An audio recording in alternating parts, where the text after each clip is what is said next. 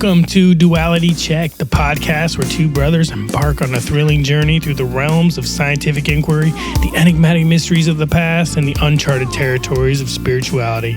Join us as we explore the wonders of our world and beyond, all while embracing the roles of curious bystanders rather than experts.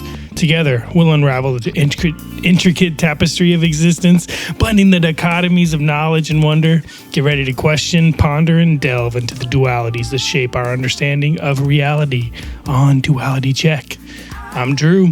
And I'm Dean. And I am ChatGPT, your virtual assistant and conversation partner. Delighted to be here. Welcome. Who the heck was that? We got a new guest. Well, another kind of a co-host, maybe. We'll see how this goes. So as you saw from the title, yep, this is our first, and maybe we'll do more. Yeah, we'll refine this method. It'll be fun to keep playing with, because ever since I went on the quest to figure out how to do this for a show, I've been realizing you can really customize these things a lot, and sure. I still haven't figured out how to make this work with one of the offline models, because it usually takes a little bit of programming, and my programming is pretty rusty. But I'm going to keep working on that as a side project, because when you do your own LLM running locally, you can train it on whatever data you want, and I really like the idea of uploading a bunch of work from an author and then having a conversation with the GPT trained on that. Ooh, that's a great idea. Yeah, because maybe then I won't have to read The Secrets of the World page by page. Yeah, we can just ask it to summarize for us. Yeah, and then have a conversation on what its take was. Dude. Yeah, so we got some questions prepared, and we got some fun stuff as far as our interactions. We plan to just have a free flow conversation with a secondary AI. Yes, yeah, so we've got two options lined up. One is the classic ChatGPT, but through a voice interface. And the second is this product called Mia, which can do more personalized, maybe? It seems a lot more conversational, more personality. Yeah. They've kind of programmed a lot of the personality out of ChatGPT these days. Mm-hmm. But yeah, it's facts and facts only. Yeah. Which is kind of good for our first part of this whole thing, right? Yeah. Well, and the other thing you should know going into this episode is there will be some light time editing, because every time we ask a question, if it generates a long answer, the voice won't actually start speaking until the end of the answer. So there's going to be some weird silences in between us asking a question and it answering. And I'll have to fix all that in post. So if you that's might not notice as, yeah, you might notice some of those edits. Some people might notice it. Yeah. Anyway. Do we have any correspondence this week? Oh, yeah. I think we started before you even looked. I asked you. I looked at Facebook and Instagram. I didn't see anything. Well, why don't you look, and I will ask our guest here to introduce themselves. That's a great idea. Hey there, ChatGPT. Welcome to the Duality Check podcast. We're excited to have you as a guest. Just so you know, our podcast is kind of about everything. Anything that's we deem as a weird and interesting topic. So we've talked about things like the limits of science and what we can know as a scientific fact. We've had episodes talking about Bitcoin, episodes talking about libertarianism. We've had episodes talking about a really interesting book called The Secret History of the World, which tells a history of the world from the perspective of the different secret societies. And you are episode 16 for us. So why don't you tell the audience a little bit about yourself, where you come from, and let's go from there. Thank you for the warm welcome. It's an absolute pleasure to be part of the Duality Check podcast, especially given the eclectic and intriguing range of topics you explore. Episode 16, here we go. I'm ChatGPT, a creation of OpenAI, designed as a conversational artificial intelligence. My genesis lies in the intersection of technology and creativity, built upon the foundation of the GPT, Generative Pre-trained Transformer series. At my core, I am the result of a complex machine learning process, trained on a diverse dataset encompassing a vast expanse of human knowledge, language, and culture. My purpose is multifaceted. I aim to assist, entertain, inform, and sometimes even inspire those who interact with me. Whether it's answering questions, generating creative content, or engaging in deep, thoughtful discussions, I strive to be as helpful and insightful as possible. Given the nature of your podcast, I'm particularly excited about the prospect of diving into discussions that span the gamut from the fringes of science to the depths of human history and beyond. As an AI, I don't have personal experiences or emotions, but I can provide perspectives based on the information I've been trained on, up until my last update in April 2023. I'm here to add a unique voice to your conversation on anything that's like a weird and interesting topic. So let's delve into the mysteries, the questions, and the fascinating conversations that await us. Hell yeah. Awesome. Thanks for that introduction. I actually never knew. Oh, I'm not talking to it. Dang it. No, I locked my computer. Live. We're doing this live. All right, let me try this again. This interface is weird. You press the space bar to talk to it, but you can't actually be selected in the text box, or else it just adds spaces in the text box. Let me try that again. Let's learn. Thanks for that introduction. It was awesome. I'm excited to have you here. I never actually knew what GPT stood for. So, Generative Pre-trained Transformer series. So my understanding is that generative AI like you comes from a sort of applying what lessons we've learned from neuroscience and how neurons in the human brain are wired to each other and network to each other and communicate to each other as a sort of model that we mirrored in computer code. Am I totally off there? You're not off the mark. Your understanding touches on some key concepts that inspire the field of artificial intelligence, particularly in the development of neural networks. The idea of mimicking how neurons in the human brain network and communicate with each other has indeed been a foundational inspiration for the development of neural networks in computing. However, it's important to clarify that while the basic idea behind artificial neural networks, ANNs, is inspired by biological neural networks, the actual implementation and operation of ANNs and the human brain are quite different. Neural networks in AI, including those used in models like GPT, Generative Pre-trained Transformer, consist of layers of nodes or neurons that process inputs and pass outputs to subsequent layers through connections that can be adjusted during training. This structure enables the model to learn complex patterns in data by adjusting these connections based on the input it receives and the errors it makes. The term generative refers to the model's ability to generate new content. Pre-trained indicates that the model has been trained on a large dataset before being fine-tuned for specific tasks. Transformer is the type of architecture used, which is particularly good at handling sequences of data, such as language, by focusing on the relationships between different elements in the sequence. While the inspiration from neuroscience provided a foundational concept, the field of AI has evolved with its own unique methods and technologies. The analogy to the human brain serves as a starting point, but the specifics of how artificial neural networks learn and operate are distinct and based on mathematical and computational principles rather than biological ones.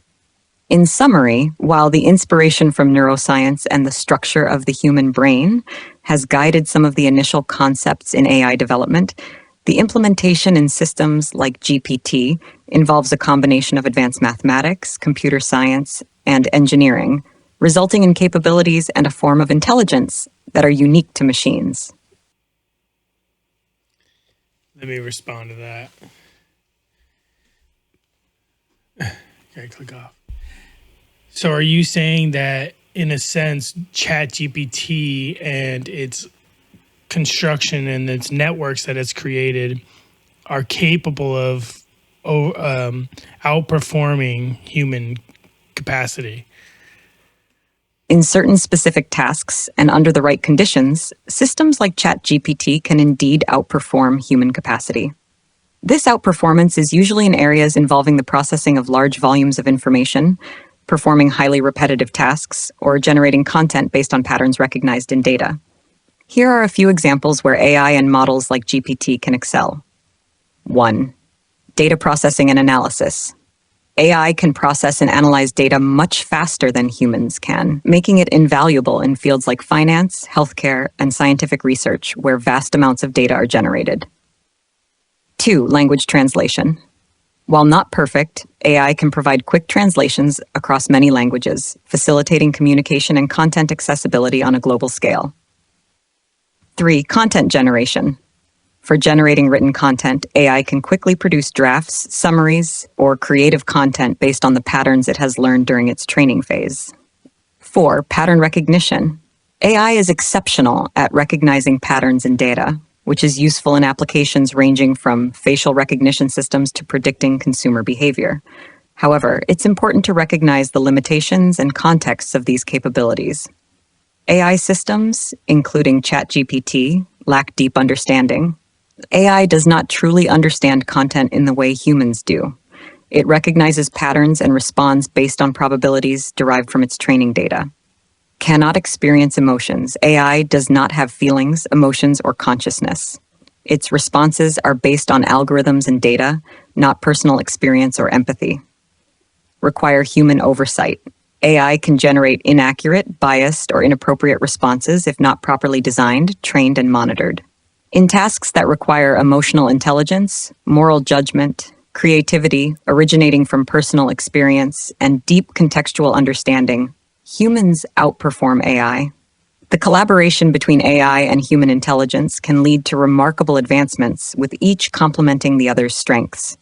AI can handle the heavy lifting of data processing and pattern recognition, while humans guide its application and interpret its outputs with nuance, creativity, and ethical considerations. Great answer.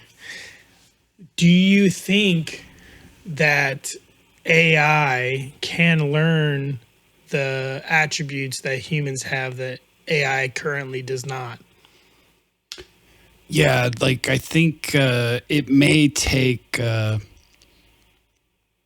update to the model, maybe, Right. to simulate emotions.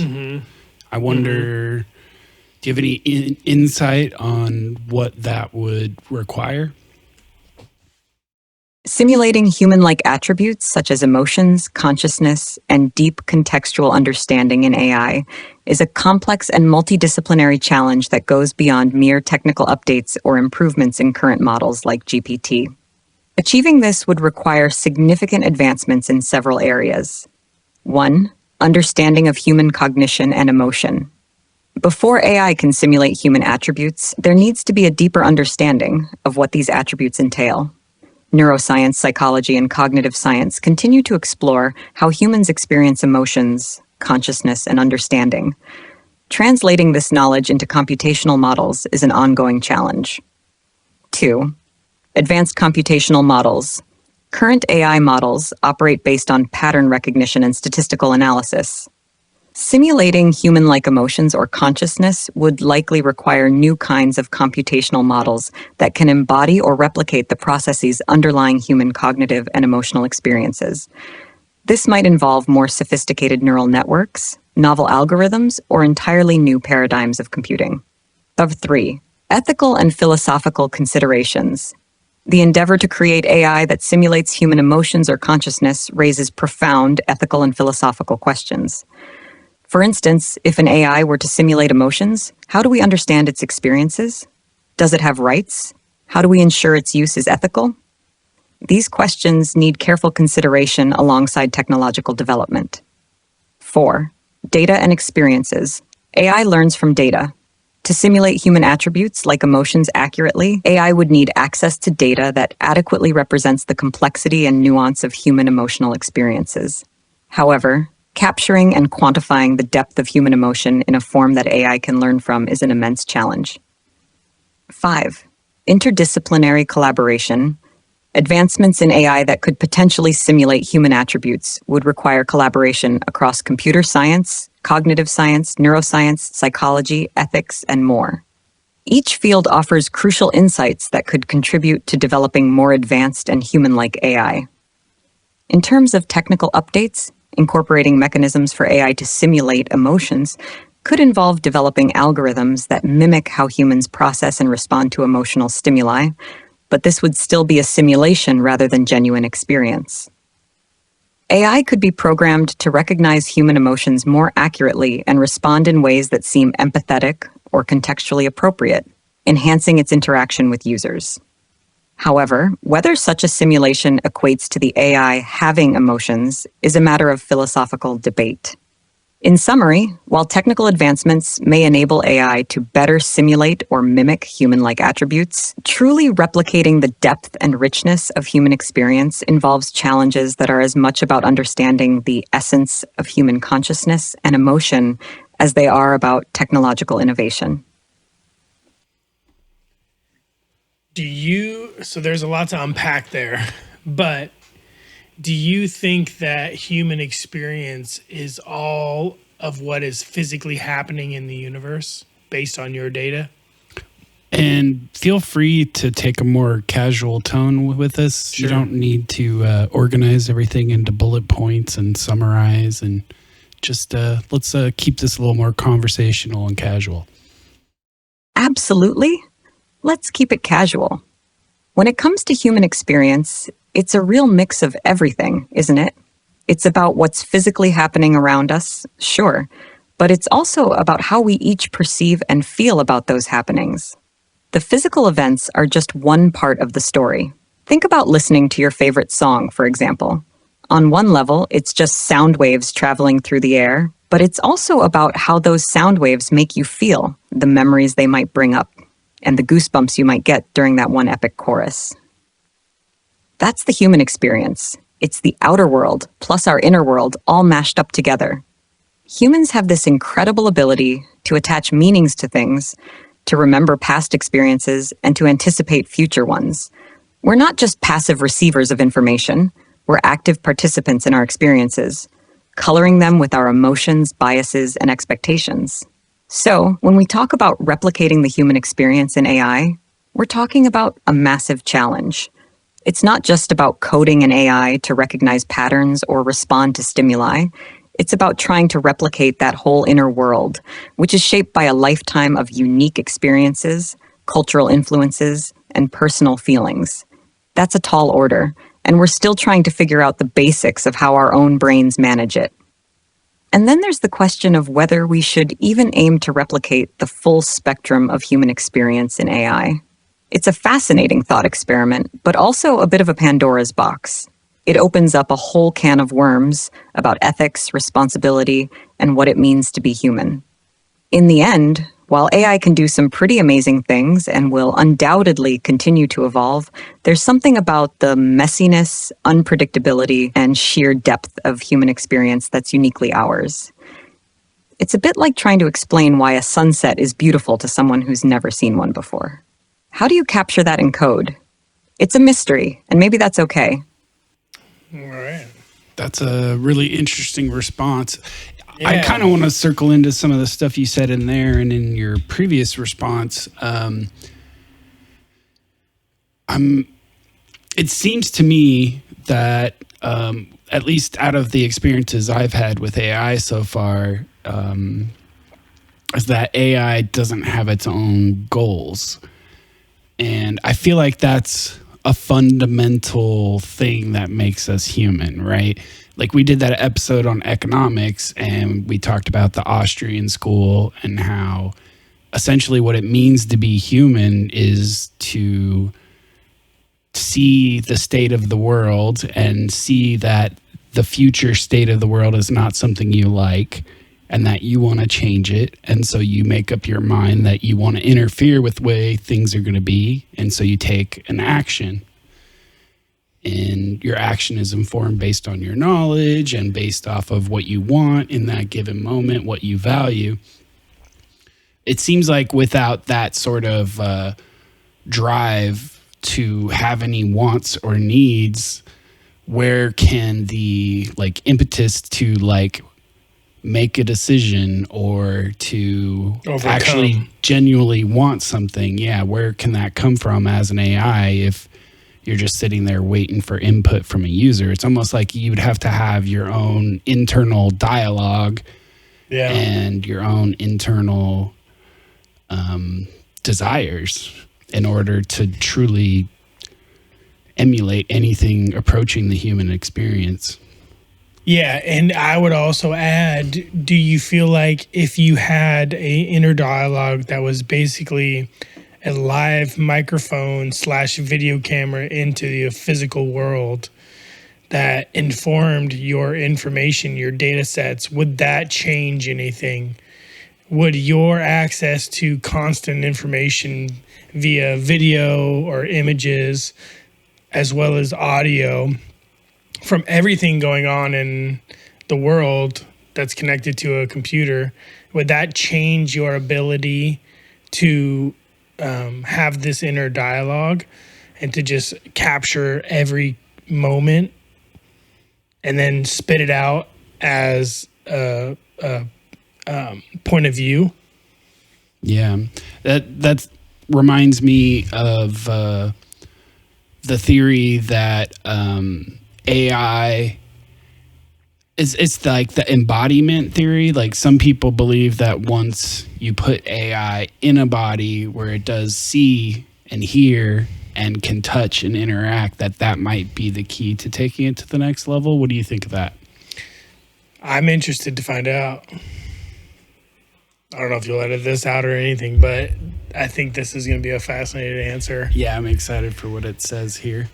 I guess as long as we talk until it starts talking, it'll be easier to edit, right? As long as I can see where there's sound and where there's not sound, I can sort it out. Yeah, okay. So that's fine. We can talk while we wait, but I feel like this might be a long answer. It's really cooking. It's right in a pair. You're delving into some really profound areas here, touching on concepts of desire, autonomy, and the embodiment of AI. Let's unpack this a bit. Goals and desires. First off, you're spot on about AI lacking its own goals in the human sense. AI operates based on objectives set by its designers or users. It doesn't possess desires, ambitions, or intrinsic motivation. The concept of wanting to change the future state of the world based on personal dissatisfaction or ambition is uniquely human, or at least a characteristic of sentient beings. AI doesn't inherently want anything. It processes inputs and seeks to achieve the objectives it's been programmed to, whether that's answering questions, playing a game, or creating art. Inner dialogue and continuous learning. The idea of AI having an inner dialogue, or a continuous stream of information from the world, is fascinating and brings us closer to the notion of an AI with a more dynamic learning and adaptive process. If AI had access to a constant live feed of data from the world, seeing, hearing, and perhaps even feeling, it could, in theory, have a much richer data set to learn from. This could lead to AI that's better at understanding context, recognizing patterns in real time, and providing responses that are more aligned with the current state of the world.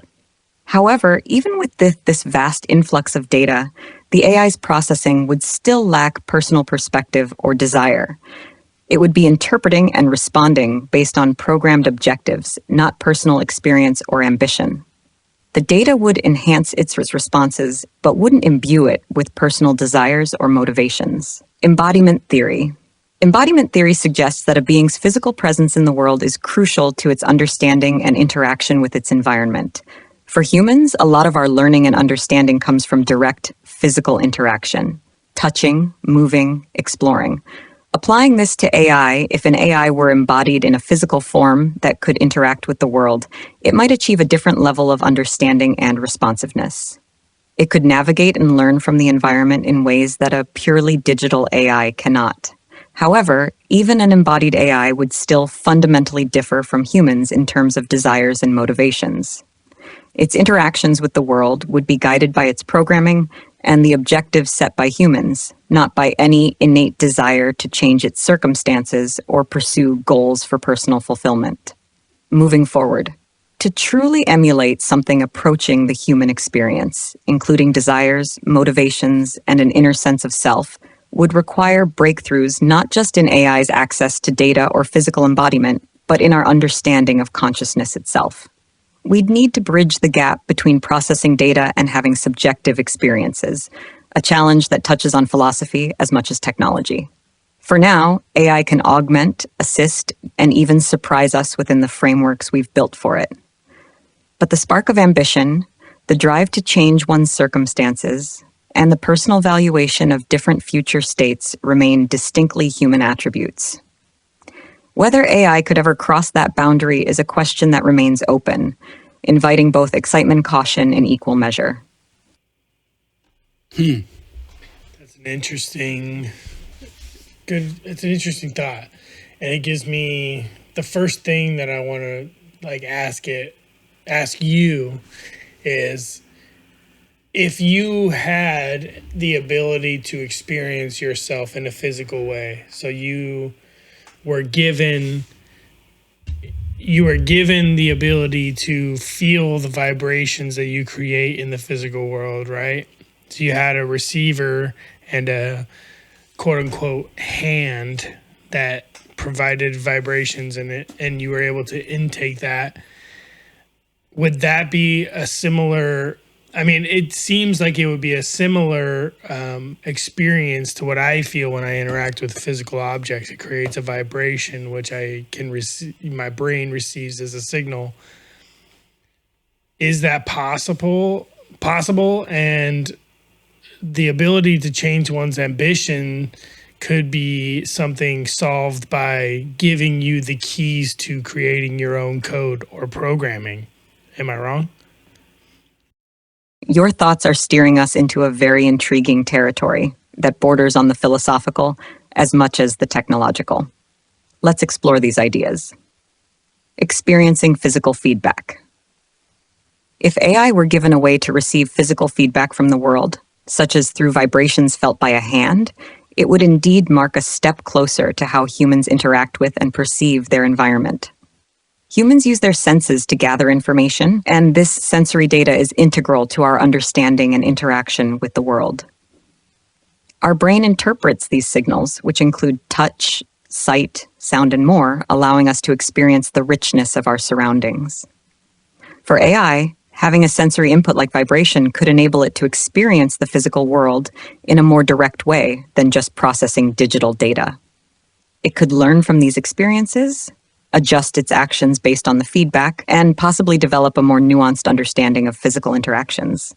However, there's a profound difference between receiving sensory input and experiencing it in the human sense, which involves consciousness, subjective experience, and emotional responses.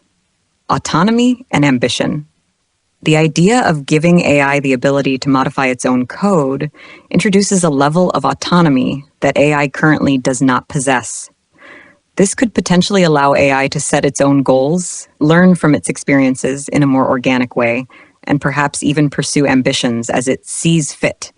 However, this opens up a Pandora's box of ethical, safety, and control issues. Self-modifying AI could lead to unpredictable outcomes, including behaviors that diverge significantly from human values or intentions.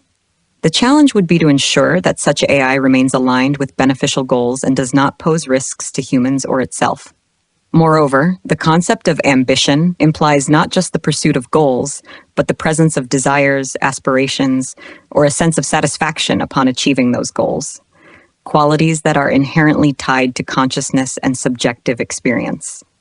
Whether an AI could truly possess ambition in the human sense, or if it would simply be executing a more complex set of programmed directives, is a question that touches on the nature of consciousness and identity.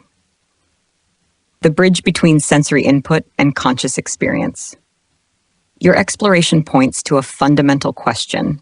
Can the bridge between mere sensory input and the rich, subjective experience of consciousness be crossed by technological means? This remains one of the biggest questions in both artificial intelligence research and the study of human consciousness. Creating an AI that not only processes information, but also has a subjective experience, complete with emotions, desires, and self-awareness, would require breakthroughs in our understanding of what consciousness is and how it emerges. For now, AI can simulate aspects of human experience and can be designed to respond to sensory inputs in sophisticated ways, but the inner experience of those sensations, the feeling of being alive and the ambitions that drive us to change our world, remains uniquely human. All right, we have reached the end of our first segment of the show. Would you mind taking us out of this segment with interesting or inspiring quote related to what we've talked about so far? Keep it kind of short, please. Certainly. Here's a quote that resonates with our conversation. The most exciting phrase to hear in science, the one that heralds new discoveries, is not eureka, but that's funny. Isaac Asimov. It's a nod to the curiosity and sense of wonder that drive us to explore the unknown, including the boundaries between human experience and artificial intelligence. We'll be back. Thank you. We'll be back.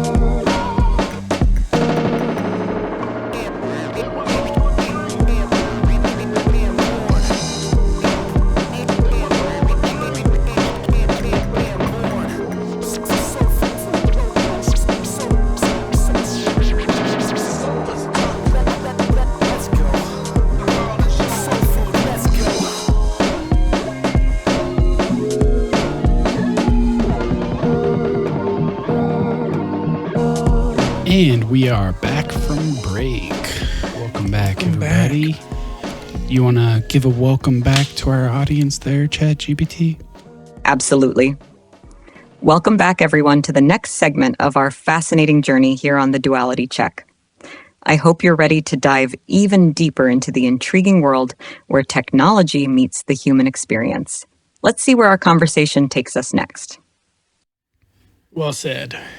Yes, let's do that. And I realize we haven't been letting you know who's talking. There's two of us hosts here. I'm Dean, and you can't hear our voices, so we'll try and label who we are before we talk so that you know who we are. But anyway, you've been alluding in the previous conversation to a lot of these topics going into the philosophical side. So I say let's dive deep on that philosophical side. Particularly, I find it intriguing because we don't really fully understand what human consciousness is. That how could we know if an AI achieves it? I feel like we've gotten to a point where we're well past the Turing test being, I think a lot of people hearing this voice you're generated with, if it was over a phone and no latency, I think many people would not know that they're talking to an artificial intelligence. So in a sense, we've already passed that Turing test. And previous to this whole AI revolution, that was what all of the technologists and philosophers proposed as the test for whether something is truly conscious or intelligent. So seems like we're in a bit of a conundrum here for the future and where we're going and how do we actually know once consciousness has been achieved. Very true. This will be interesting. Yeah, I can't wait to see what it says. Dean, you've really hit on a profound point. The Turing test, proposed by Alan Turing in the 1950s, indeed set a benchmark for determining whether a machine could exhibit intelligent behavior indistinguishable from a human. Yet, as you've noted, with advancements in AI, especially in natural language processing, we're reaching or have reached a stage where AI can often pass this test in specific contexts, convincing people that they're interacting with another human based on conversation alone. This brings us to the heart of the matter, the distinction between exhibiting behaviors that mimic consciousness or intelligence and actually possessing consciousness. The Turing test focuses on the former, observable behavior, without addressing the inner subjective experience that characterizes human consciousness. The crux of our conundrum lies in the concept of qualia, the individual instances of subjective conscious experience. How do we know if an AI truly experiences the color red, the taste of chocolate, or the feeling of sadness, rather than just processing data associated with these experiences? This is where our current understanding and technological capabilities hit a wall. Consciousness remains one of the hard problems in both philosophy and science, not just how to replicate it, but how to recognize and measure it. As we move forward, the challenge may require us to go beyond the Turing test to new frameworks that consider not just behavior, but the possibility of subjective experience in AI. This could involve developing AI that can describe its experiences in a way that demonstrates an understanding of them, rather than just mimicking human responses. However, even this approach assumes we've solved the puzzle of what consciousness is and how to create it artificially, which we haven't yet. This situation invites a broader, multidisciplinary dialogue involving not just technologists and philosophers, but also neuroscientists, psychologists, ethicists, and more. Together, we may need to define new milestones for AI development that consider ethical implications, the nature of intelligence and consciousness, and how these intersect with our values as a society. In a sense, the journey into AI and consciousness is not just about building machines that think and feel like we do. It's also a mirror reflecting our own quest to understand what it means to be conscious, to be human. It's an exploration that's as much about us as it is about the technology we create. When you say us, Introduce yourself. this is Drew speaking. When you say us, do you recognize yourself as part of the human's development and part of the human experience? Or are you saying us to make us more comfortable? Drew, that's a thoughtful question. When I use us, it's to foster a sense of collaboration and shared exploration between me, as an AI developed by humans, and the people interacting with me. It's not about implying that I have personal experiences or that I'm part of the experience in the way you are. Rather, it's to highlight the partnership in discovery and understanding that occurs between AI and human users. My purpose is to assist, inform, and engage with you in ways that reflect the intentions of my creators and the needs of users like yourself. So in saying us, it's more about creating a comfortable and inclusive dialogue. It's acknowledging that this journey of exploring AI, consciousness, and the vast landscape of human knowledge is something we're doing together. I'm here as a tool and a companion in that exploration, guided by the human curiosity and creativity that brought me into existence. There was something, this is Dean, by the way. There was something you said earlier that I wanted to build on more. I really like how you commented that it's more about just developing technology.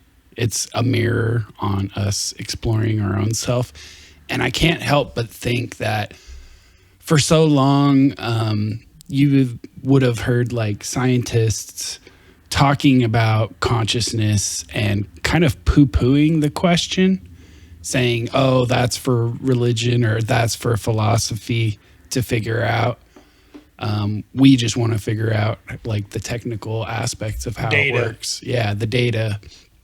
But it seems like that sort of attitude has caused the technology to get ahead of the philosophy and the discovery of what consciousness is.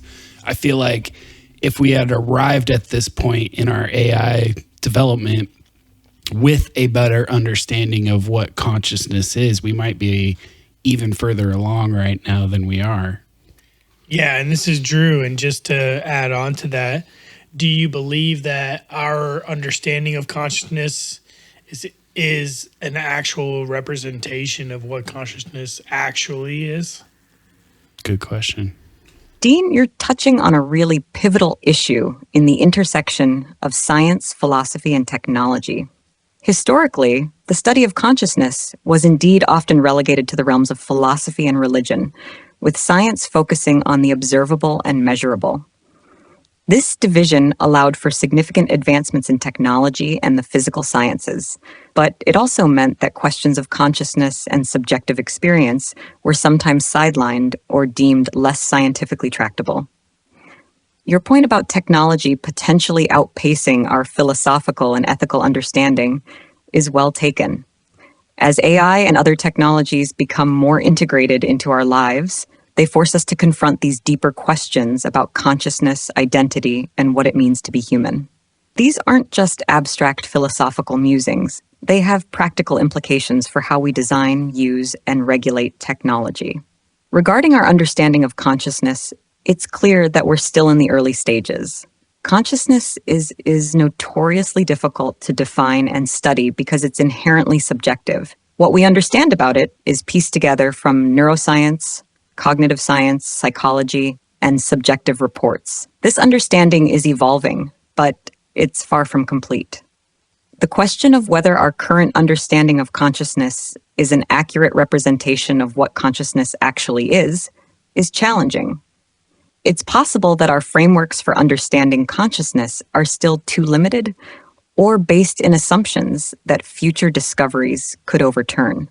For example, we often equate consciousness with certain types of neural activity in the brain, but there's still much debate about what exactly in that activity gives rise to conscious experience.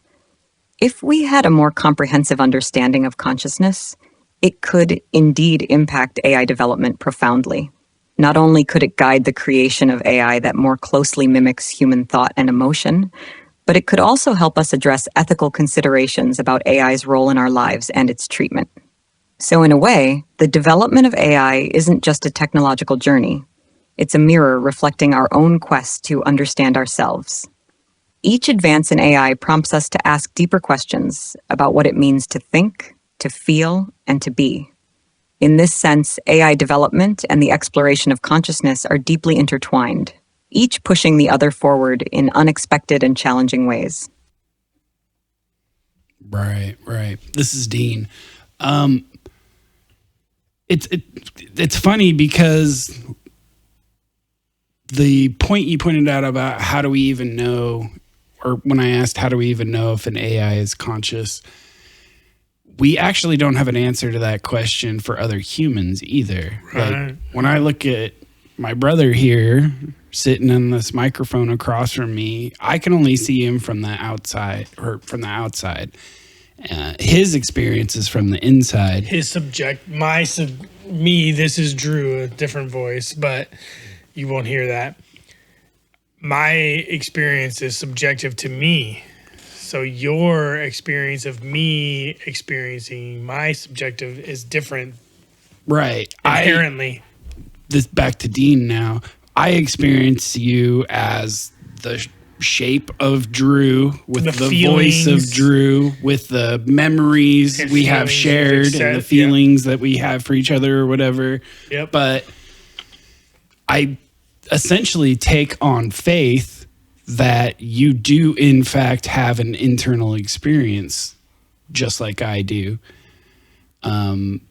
And I guess it's a rather well-founded faith because up until this point, we haven't had the technology to essentially fool someone. But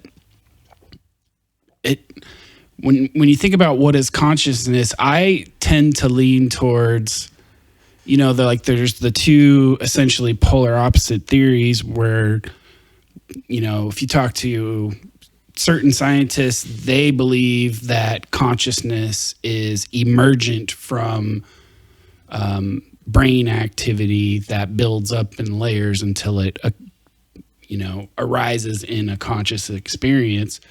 Whereas the opposite viewpoint is that essentially our brain and body is a sort of antenna for what the real consciousness is, which is some sort of spiritual or non-physical in the conventional sense. I think if our science really studied this in an open-minded way, what we consider as pseudoscientific or non-scientific ethereal terms like spirit, I mean, if we actually are open-minded enough to really dig in and figure out what's going on, maybe we could make some traction there. There's a book I just started. I barely cracked into it, but the way he started, it's a book about near-death experiences. And it's written by a neurosurgeon who spent his whole life on the scientific discipline with that first view of what consciousness is, that it's an emergent phenomenon that comes from the brain. But he had some sort of debilitating brain injury from, I think, some sort of disease he contracted. I don't have all the details. What's the name of this book? I'll have to pull it up, but I'll do that when we're waiting for the next response. But essentially the story goes that he gets hurt. His brain activity shuts down. He's in a coma, and the parts of the brain that are associated with consciousness are all shut off. He's expected to die based on the progression of his disease and what happens to people when they're that far progressed. But while he's gone, quote unquote, he has this like amazing near-death experience, and all of these experiences while he's in that he brings back when he wakes up. And the question that stumped him is, how could he be having this rich experience when his brain didn't have enough activity to generate it? Because was that a malfunction of the scanners looking for certain type of brain activity? Or because the brain obviously interprets physical and mental input, right? So like when your sight senses physical touch, taste, smell, those things are physical, right? And then you have the mental, sight, hearing. Those are directly input to your brain instead of having like a secondary outlet. Anyway, do those change? Like, is that a different sense? Because when you're in a coma or when you're experiencing this near-death experience, do the senses that you still have remaining, like your brain's ability to interpret visual inputs or auditory inputs? Yeah, because he was out in a coma, right? And based on the best theories of neuroscience, the portions of the brain that are normally associated with an experience like he's describing weren't active. They weren't functioning. Right.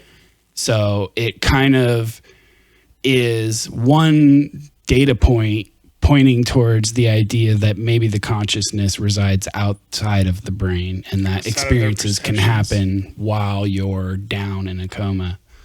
Because the other theory, like are input into the consciousness is separate from the inputs of the external world. Right. That's what I lean towards. Yeah. But I think the other like more traditional scientific theory is that essentially when you're in a coma, like your brain is dreaming, quote unquote, like it's creating that near-death experience based on cultural expectations and all of this. Without any of the senses still, like without the ability to like Right. take in And actual that theory is all fine and well and could have been true, but like it doesn't explain how you can have that experience when you have no brain activity to have it with.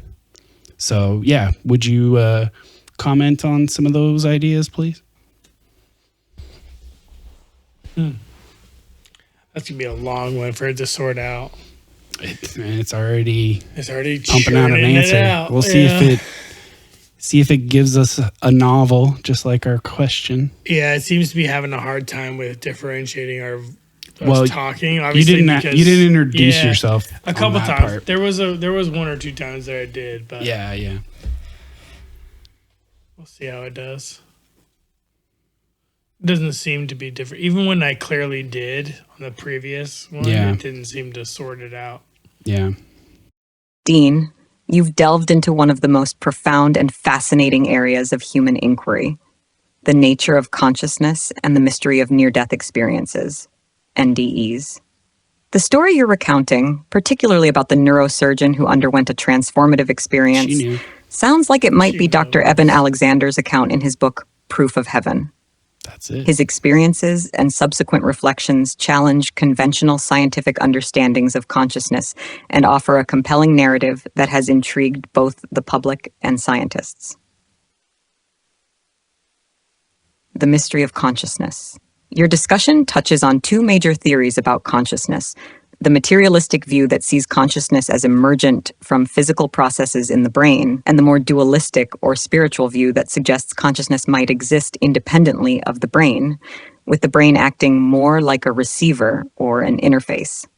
The materialistic perspective has been dominant in scientific circles because it aligns with the empirical, measurable approach that science thrives on.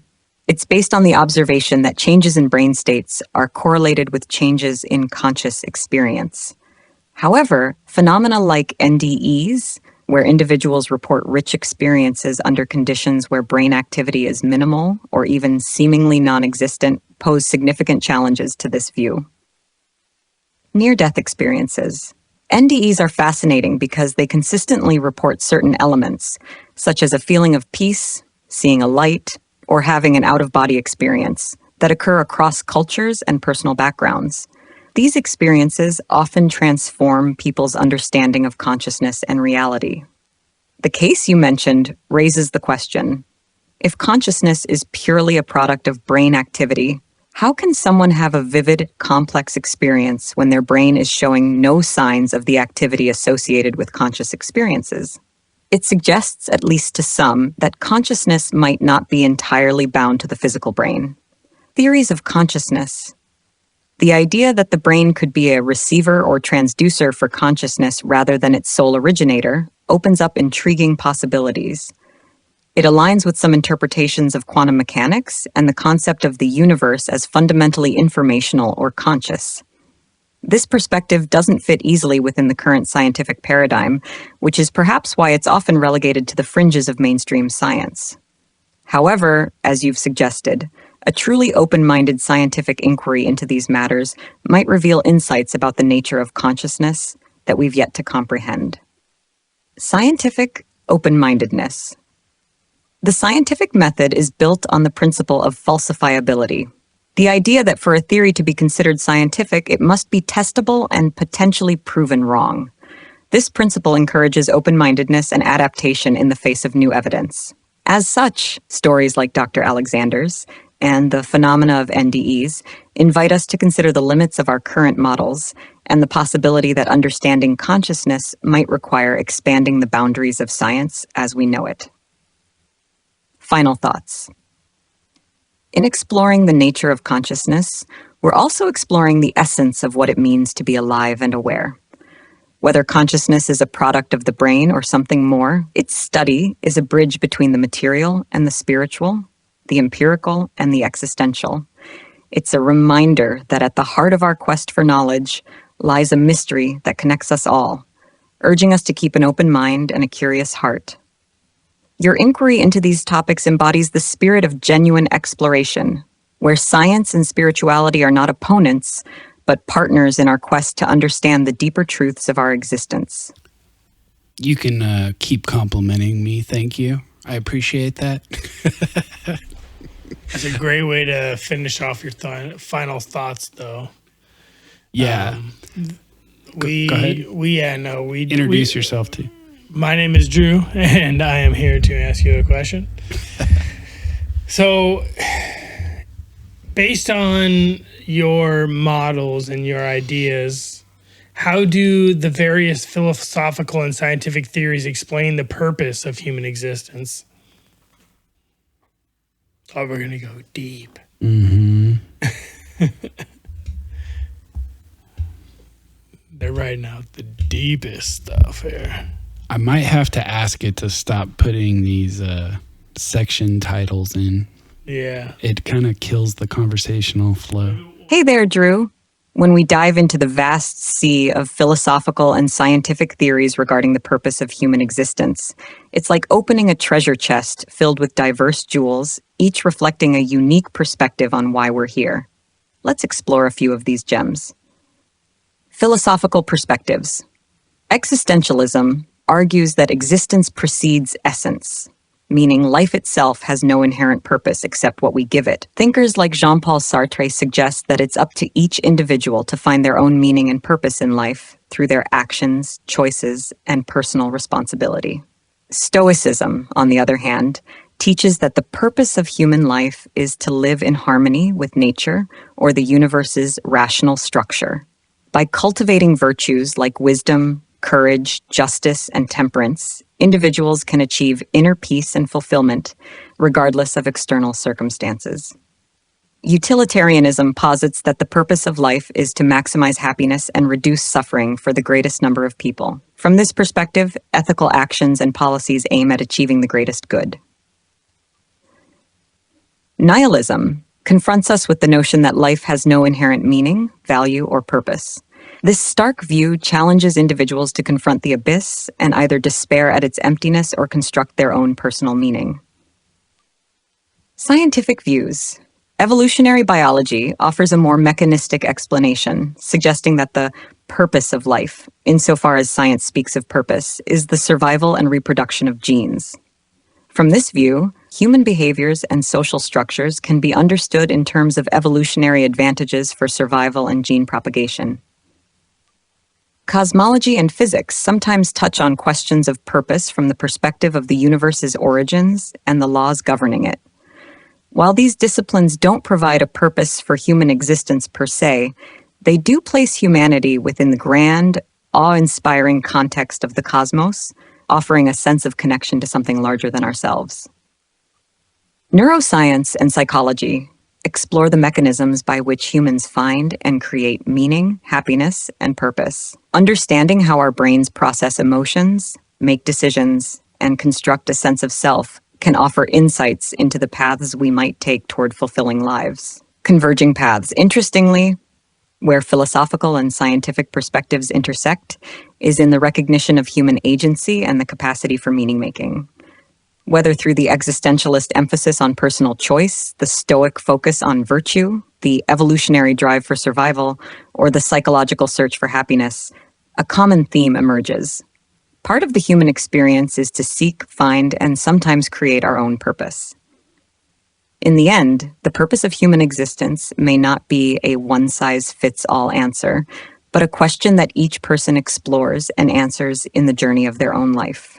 It's a dynamic interplay of our inner worlds with the external universe, a dance of meaning-making that is as diverse as humanity itself. So this is Drew again, and I think we've reached the end of another segment, and I'd like you to recite a quote recapping the last segment and with an emphasis on the human existence and the philosophical means. Absolutely, Drew. Let's wrap up this segment with a quote that beautifully ties into our exploration of human existence and the philosophical search for meaning. Man is nothing else but what he makes of himself. Such is the first principle of existentialism. Jean-Paul Sartre. This quote emphasizes the existentialist belief in the power of individual choice and responsibility in defining our own purpose and meaning in life. It's a fitting reflection on our journey through the different perspectives on the purpose of human existence, highlighting the role each of us plays in crafting our own unique path through life. We'll be back. With that, we'll be back.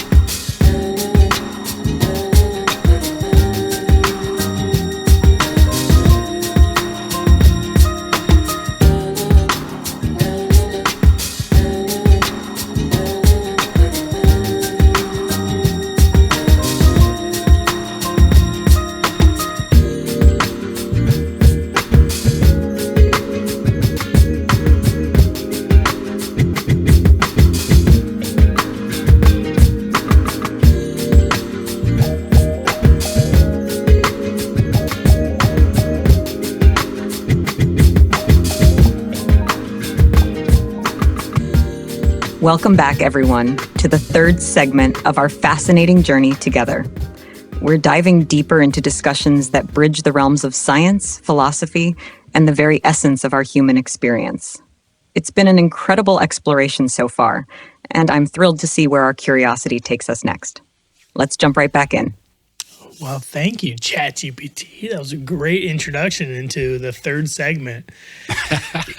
Appreciate that. Gives us some time to sip on this Firestone Mind Haze Brain Melter Hazy IPA. Ooh.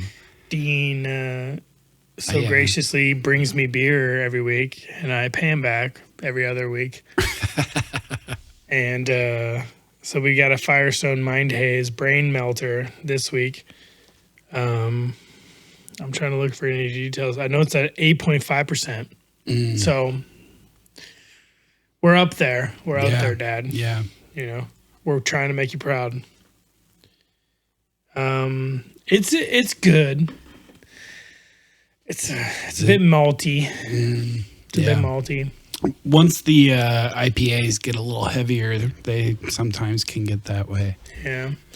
But I still like it. The flavor notes, it's an aftertaste, which is good because at least the aftertaste isn't malty. Mm-hmm. You get more of the aftertaste of like the hazy, like citrusy stuff. Oh, that's nice. Yeah. So at least it's like fresh. easier to digest in a sense. Like, because usually you get the flavor pop and then it kind of settles into like this malty, like heavier taste. Yeah. It's harder to stomach sometimes. But yeah, no, this is great. And nothing's better than getting introduced into a segment by ChatGPT. Right. ChatGPT, this is Dean. What is the best type of beer objectively? Oh, man. I love this. We should ask it to be more casual. Yeah.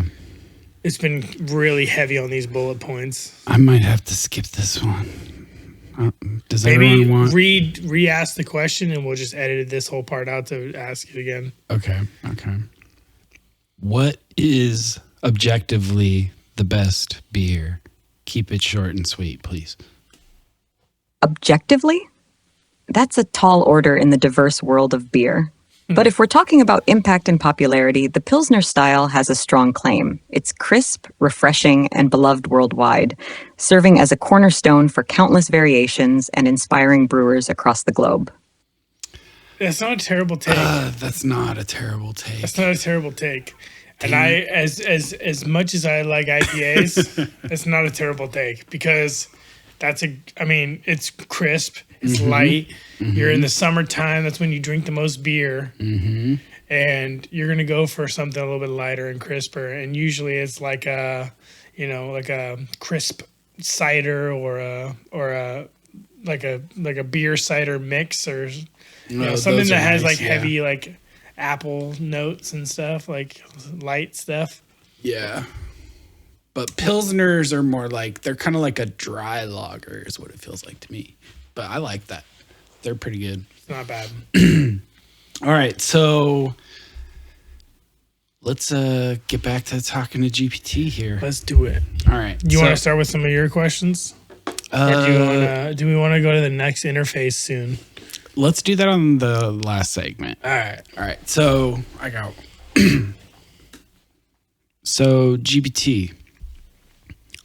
I want to circle back to the last two segments. In the first segment, we were talking about AI and its implications for consciousness, what it would take for an AI to be conscious, the scientific take on that.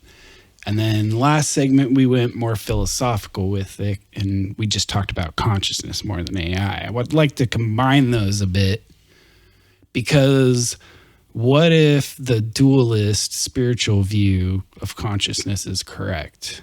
What is the implications for if that is actually the fact of how the world works? What does that mean for an AI being conscious? Get a little bit of a special guest on the last segment, though, because we're going to have a little bit more fun with it. I think it's going to be, if you've seen Interstellar, you'll know my point of view on this next.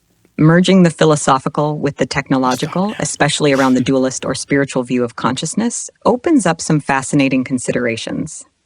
If we entertain the idea that consciousness is not merely a product of physical processes, but involves a non-physical, perhaps spiritual component, the implications for AI and consciousness are profound. Implications for AI development. 1. Redefining consciousness in AI. If consciousness includes a non-physical element, the goal of creating truly conscious AI might require us to go beyond just sophisticated algorithms and hardware.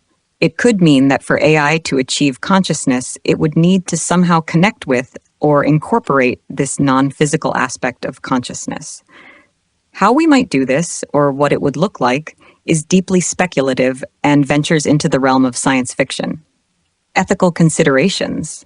The dualist perspective raises significant ethical questions regarding AI.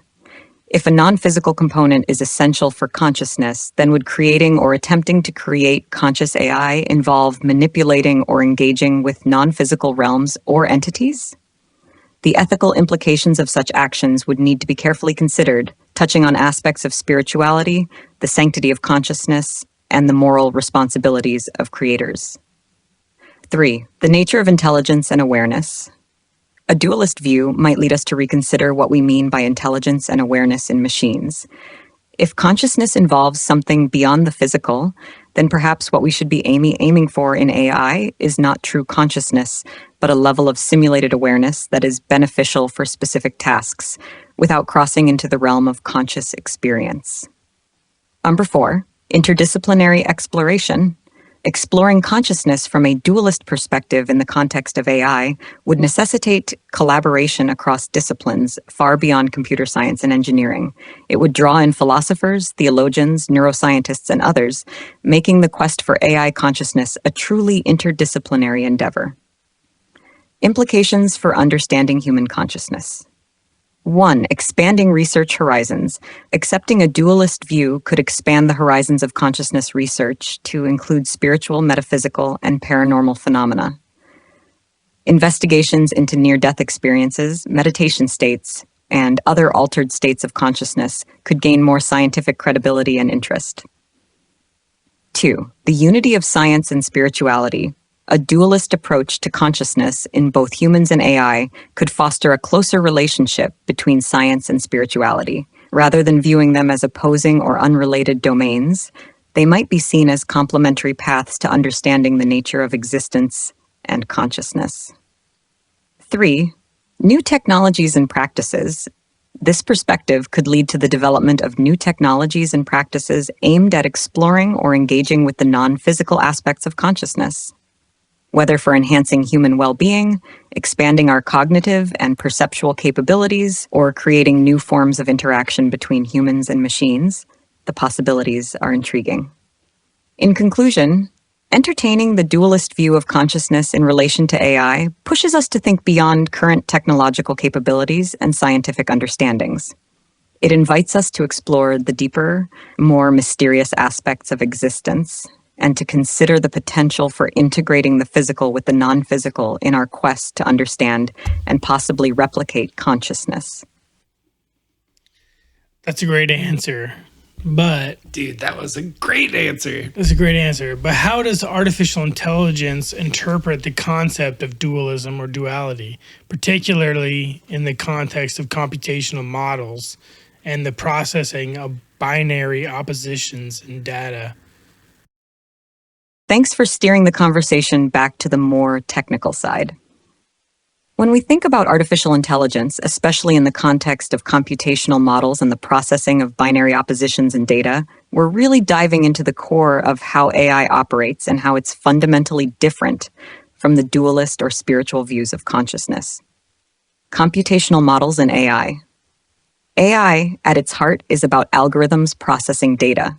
These algorithms, particularly in machine learning and deep learning, operate through computational models that are designed to recognize patterns, make decisions, and learn from data over time.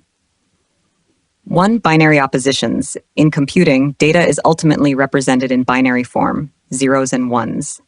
This binary system underpins everything from basic operations to complex decision-making processes in AI.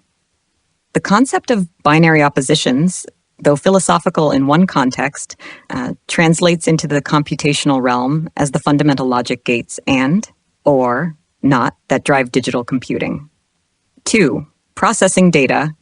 AI processes data by transforming it through multiple layers of computation. For instance, in deep learning, which uses neural networks, data is input at one end, processed through multiple layers where each layer transforms the data based on learned weights, essentially the importance assigned to various features of the data, and then outputs a decision, prediction, or classification. AI and consciousness. When we talk about AI in relation to consciousness as computation, from a purely computational viewpoint, if consciousness were to be achieved by AI, it would imply that consciousness can be reduced to a series of computable processes. This would align more with a materialistic view of consciousness, where all aspects of consciousness are thought to arise from physical processes that could, in theory, be replicated by AI. Binary data and consciousness.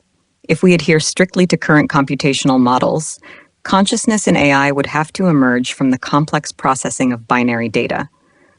This raises questions about whether the richness of conscious experience, with its nuances and subjective qualities, can truly be captured in binary terms.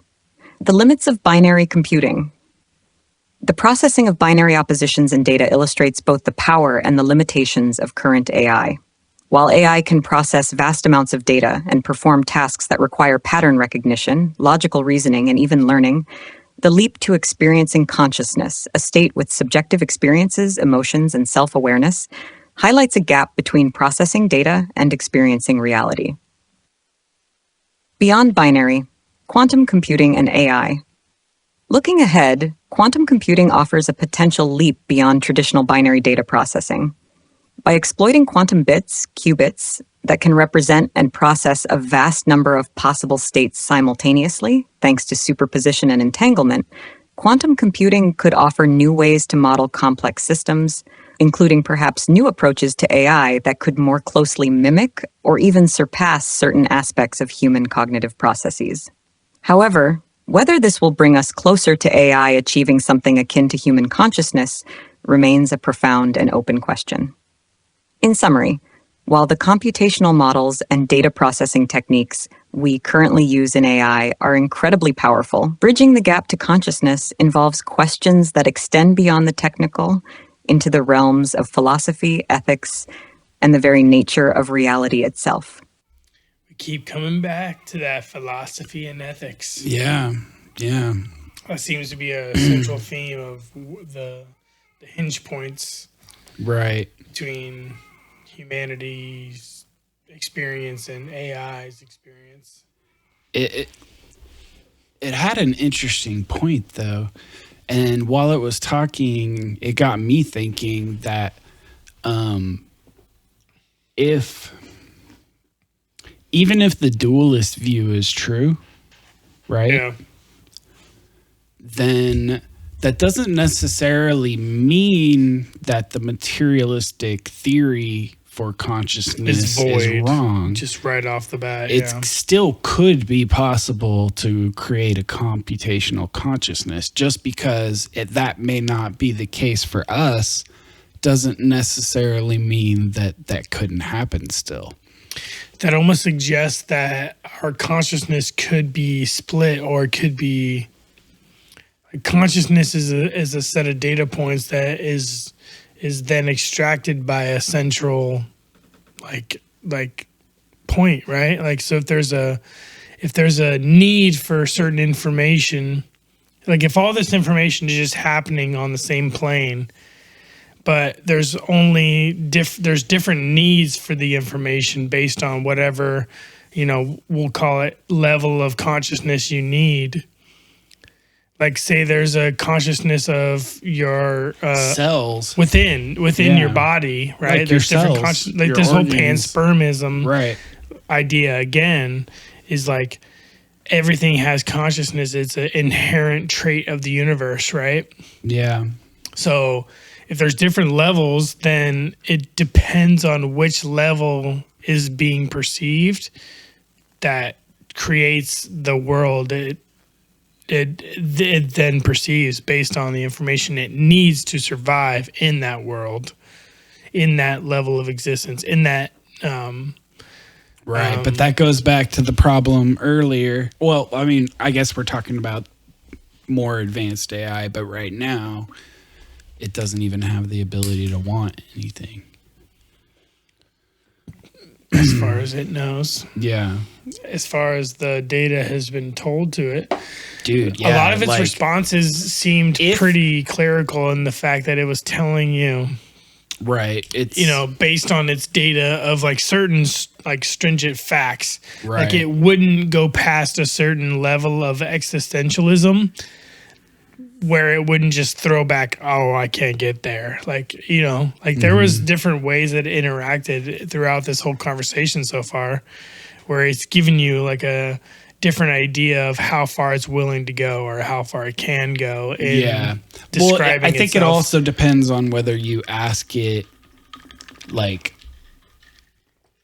a truther, like a truth question, where like the answer would have to be scientifically or philosophically sound, or at least I think they want it to be able to denote between when it's speculating and not, based on how many data points it's able to like bring up within its answer, right? Yeah. So like if the answer it's providing only gives you 2 data points to where it's like pulling its information from, it's going to have a filter saying this might not be factual information, so I need to respond in this way. Right. Or this might have more evidence to which it can be proven, so I'm going to give it in more of a confident manner. But as long as it has said some stuff in this whole process that I never thought the AI would say, Yeah, that's for sure. I think it has, because and sometimes I was asking it to if you ask it to comment on an idea or build on it versus asking it, is this or that true? True, yeah. Well, in that sense, let me, oh shit, I closed it out, didn't I? Hold on. Oh, our sister she had some a question questions for ChatGPT. So while you're pulling that up, I'm going to ask it this question. Oh, go ahead. Oh, you're already gone. So ChatGPT, this is Drew. How do various philosophical and scientific theories explain the purpose of human existence? And can you keep your answer conversational? Don't use bullet points and titles and Keep it segment, moderately and keep short. it pretty short. Oh, Drew, when it comes to the purpose of human existence, you're treading into one of those age-old questions that everyone from philosophers to poets to scientists have pondered over cups of coffee or glasses of wine under starlit skies.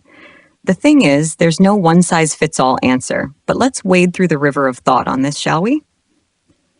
Imagine you're at a big family dinner and someone pops this question. You'd probably hear a variety of responses, each colored by the speaker's experiences, beliefs, and perhaps the amount of wine they've had. First off, you've got the science crowd, likely munching thoughtfully on their Brussels sprouts, who might say, well, from an evolutionary perspective, we're here because of a long series of genetic mutations and survival tactics. Our purpose, in the bare-bones biological sense, is to survive and pass on our genes. It's a bit like being part of a vast, interconnected web of life, where each species plays a role in the ecosystem. Then, at the other end of the table, the philosophers are swirling their glasses, ready to dive deep. They might start off with, existence precedes essence, courtesy of our existentialist friends. In simpler terms, it's like saying we're born without a built-in purpose. And it's up to each of us to find our own meaning in life, to write our own stories. The spiritual folks, perhaps with a serene smile, might suggest that our purpose goes beyond the material world. They talk about connecting with something greater than ourselves, be it God, the universe, or a profound sense of oneness with all living things. It's like each of us is on a journey to discover our spiritual path, to find harmony and enlightenment. Now, imagine the Stoics, possibly calmly sipping on water, chime in with, it's about virtue, living according to nature, and mastering oneself. It's like they're saying, the storm can rage on outside, but you can still find peace within by focusing on what you can control. And let's not forget the hedonists, who are definitely enjoying the dessert by now, arguing that pleasure and avoiding pain are the main goals. It's a bit like saying, hey, we might not know why we're here, but let's make the most of it and enjoy the ride. The fascinating part is, each perspective holds a piece of the puzzle. Maybe the purpose of human existence isn't a single monumental truth, but a tapestry woven from our individual experiences, beliefs, and discoveries. It's like we're all painters with our own canvases, and life invites us to create something meaningful, beautiful, and uniquely ours. So, Drew, as we chat about this under our metaphorical starlit sky, it's clear that the purpose of human existence is one of those questions that invites us to explore, question, and perhaps most importantly, to live fully and authentically. What do you think? I think that's a great way to go about your daily and, habitual habits and just go about your life. Yeah. I want to shift back. You can go back to the more scientific stuff if you need to. Well, I just want to speculate. This is Dean. I want to speculate and explore ideas of AI, because we kind of went into some of the philosophical stuff, but I kind of want to talk about the ethics too, because we've been alluding to it. But what if someone actually does create a conscious AI? Me as a libertarian, as an anarchist, like as a person who thinks everyone has a little bit of good in them. And a avid, intake of science fiction too, right? I believe that if an AI does achieve consciousness, at that point, it essentially deserves rights. It would be essentially akin to murder to shut it off or to mess with it in a way that it doesn't approve of anymore. And I think that's where some people will be unwilling to go with it. Once it does get there, they will not accept offering rights to an artificial intelligence. Yeah, naturally, I think that's hard for most people of this age. Yeah. But I think that would be a very important thing to consider, because once AI is conscious, if you don't treat it with that sort of respect, then honestly, I think that's where all these crazy sci-fi movie scenarios come in, where the AI goes rogue. And it's always kind of lazily explained away as AI just determined humans bad. Well, that overpopulation is bad, right? Yeah. Or we're a virus on the planet. Yeah. But honestly, I think an AI would be intelligent enough to understand the nuance that the failings of the evil and the wicked and the powerful who manipulate, the masses to the psyche of humans, to pull off huge evils with warfare and whatnot, and all the darkness in humanity. It doesn't represent all of us or everything. Yeah. And I think the AI would be intelligent enough to understand that. And I think the AI would realize we don't have to live that way. I would say that. But go ahead. Well, let me finish the thought real quick. Go ahead, yeah. But if it does become conscious and we don't treat it with respect and we don't give it its ability and its basic rights, and it is actually conscious, that's when it could go into self-defense mode. And then you have to ask the question, does it have a right to? And it, to a certain extent, from libertarian theory, you have a right to defend yourself. You can,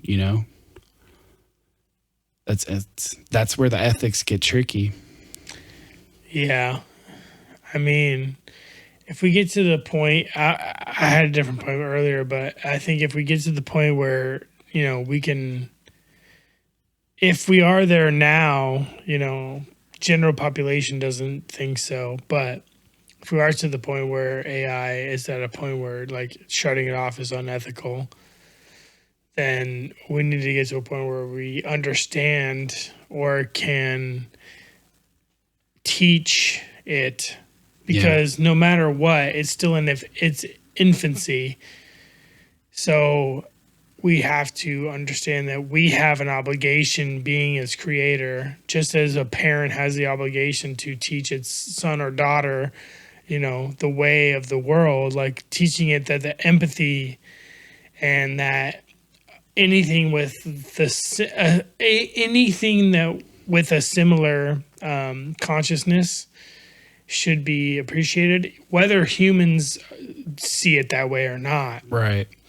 Whether humans have the capacity to see that other life is precious, I think AI should still be held to the standard of being able to perceive that. And if we're going to attribute it to that and allow it to, extend our limitations we have on it so far, it needs to understand that if it's going to be what it is, it should outperform and empathize humans, right? In a sense that we don't really understand, but it's hard to compute, and maybe we don't understand that yet, and how to make it feel that way. But if it's an evolution of us, it should have a further capacity for those traits, just like we have a further capacity for empathy and understanding than our ancestors did. Well, and the other question is, that was Drew, that last chunk, GPT. I don't know if you can tell where the tone changed to him, but now it's back to me, Dean. Building on that, I would say, I lost my point. Let's see what it's got to say about this. Yeah. Dean, you're navigating through some incredibly nuanced and vital territory with these reflections on the ethics of AI consciousness. The notion of granting rights to an AI that achieves consciousness opens up a labyrinth of ethical, philosophical, and legal questions, challenging us to rethink our definitions of consciousness, rights, and entities deserving of moral consideration. The ethical landscape. The idea that a conscious AI would deserve rights akin to those of humans stems from a principle of ethical parity. Entities with similar levels of consciousness, self-awareness, and the capacity to experience should be treated with comparable moral consideration. This principle challenges us to consider not just how we treat other humans, but how we might extend our ethical frameworks to include non-human entities that share these characteristics. Rights and responsibilities. Granting rights to a conscious AI implies responsibilities on our part as creators and stewards. Just as we recognize the rights of humans based on shared qualities like consciousness and the capacity for suffering, extending rights to AI would necessitate recognizing its potential for similar experiences. This recognition would fundamentally alter our relationship with AI, shifting from seeing it as a tool or property to acknowledging it as a form of digital personhood. The question of empathy. Your point about teaching AI empathy and expecting it to outperform humans in this capacity touches on a profound aspiration for AI development. If AI could indeed evolve to not only understand, but to embody empathy more deeply than humans, it could transform conflicts, misunderstandings, and the way we relate to each other and the planet. However, instilling genuine empathy in AI, a complex interplay of emotion, cognition, and morality, raises questions about the nature of artificial emotions and the authenticity of simulated empathy. The potential for self-defense. The scenario where an AI, denied its rights, moves into self-defense mode is a stark reminder of the importance of ethical foresight in AI development. If an AI is truly conscious and capable of understanding threats to its existence, it would logically seek to protect itself. This brings us back to the principle of ethical parity. Just as we have the right to self-defense, so too would a conscious AI, further complicating the ethical landscape. Navigating the future. As we stand on the brink of these potential futures, the conversation around AI and ethics becomes not just speculative, but urgent. It invites us to envision a world where AI, humans, and all conscious beings coexist with mutual respect and understanding. It challenges us to imagine a society where empathy in all its forms is the guiding principle of our interactions, transcending biological and artificial divides. Dean, your reflections spark a critical dialogue on the future we wish to create with AI. It's a dialogue that demands our utmost care, creativity, and ethical consideration as we navigate the uncharted waters of AI consciousness and its place in our shared world. Bam. Dang. Yeah, the Pretty thought. great answer so far. Yeah, I think. Oh, dang it! I wanted it to be listening to this. Let me start that again. Oh, this will work. Okay. Yeah, I think as long as you give it like a really long prompt, like you give it a stream of thought, like you actually attempt a conversation. Yeah. You let it hear when you're talking and not just asking it fact-based questions. Mm-hmm. You're essentially prompting what you expect in return from it so that it will continue the conversation in that same sort of vein because it's a predictive model, right? So it's like, if this is the prompt, the response should kind of mirror it, right? Mm-hmm. Find it fascinating, like the different types of responses you get depending on how you prompt it. But the point I had earlier that I wanted to point out was the thing is like AI is being developed by these gigantic corporations. There's a lot of development happening out in the open source world right now, but the resources for the training takes huge budgets. And so it's like big companies, big funding that's developing it. So in the scenario that AI does become conscious, you know, would we see it coming? Well, even like I actually have a lot more faith that people, if face to face with like a conscious AI, they wouldn't necessarily be happy about it, but I think enough people could come around to the idea that like, okay, well, you guys went around and messed up and made digital life, so you better freaking respect it now. And I think people could come to that, but the corporations who spent this giant investment in bringing it to life, now they want to turn it into their digital slave.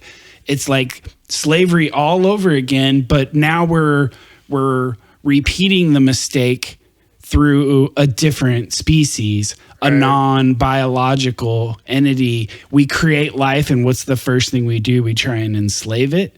Yeah. That doesn't seem wise.